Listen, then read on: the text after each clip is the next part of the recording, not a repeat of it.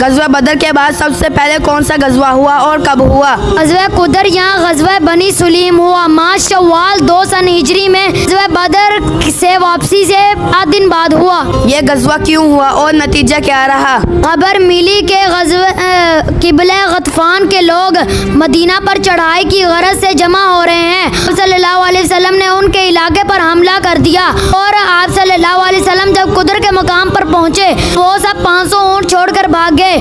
آپ صلی اللہ علیہ وسلم نے واپسی پر مجاہدین کو تقسیم کر دیے۔ ایک غلام یسار نامی آیا مگر آپ صلی اللہ علیہ وسلم نے اس کو چھوڑ دیا۔ السلام علیکم ورحمۃ اللہ وبرکاتہ۔ جی ویور، آپ کیسے ہیں؟ خیریت سے؟ امید کرتا ہوں کہ آپ خیریت سے ہوں گے، اور جیسا کہ آپ ہماری ویڈیو دیکھتے رہتے ہیں، آج ہم آپ کے سامنے نئی ویڈیو لے کر آئے ہیں اور نئے سوالات کے ساتھ۔ میرے ساتھ سمران بھائی موجود ہیں۔ اگر آپ ہمارے چینل پر پہلی مرتبہ آئے ہیں تو ہمارے چینل کو سبسکرائب کریں، لائک کریں، شیئر کریں اور ہماری حوصلہ افزائی کے لیے کمنٹس کر دیا کریں۔ شکریہ۔ جی ویور، آئے اب ہم سمران بھائی سے کچھ سوالات کریں گے۔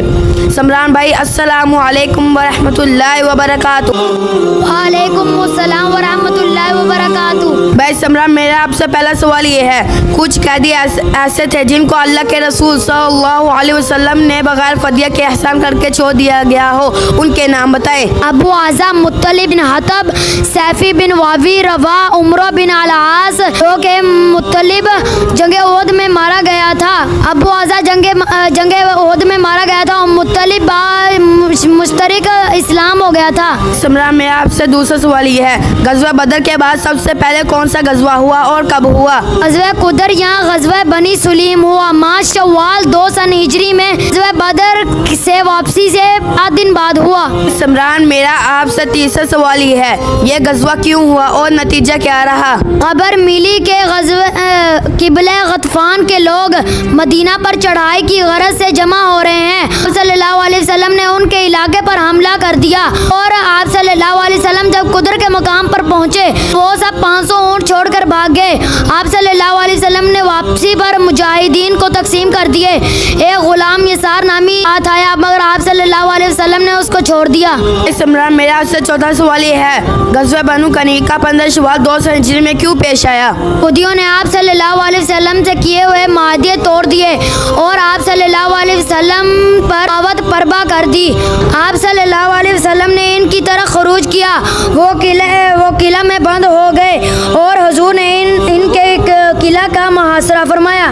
بھائی سمران، میرا آپ سے پانچواں سوال یہ ہے، یہ محاصرہ کتنے دن تک جاری رہا اور پھر کیا نتیجہ ہوا؟ 15 روز تک جاری رہا، 15 شوال سے 1 ذوالقعدہ تک جاری رہا۔ وہ لوگ مجبور ہو کر قلعے میں اتر گئے۔ نبی کریم صلی اللہ علیہ وسلم نے ان کو مدینہ سے جلا وطن کر دیا۔ موقع پر مال غنیمت جمع کرنے کا کام کس نے انجام دیا؟ محمد بن مسلمہ رضی اللہ تعالیٰ عنہ۔ عمران، میرا آپ سے ساتواں سوال یہ ہے، غزوہ بدر میں پہچان کے لیے ایک خاص الفاظ جسے عربی میں شعار اور انگریزی میں کور ورڈ کہتے ہیں، اس جنگ کا شعار کیا تھا؟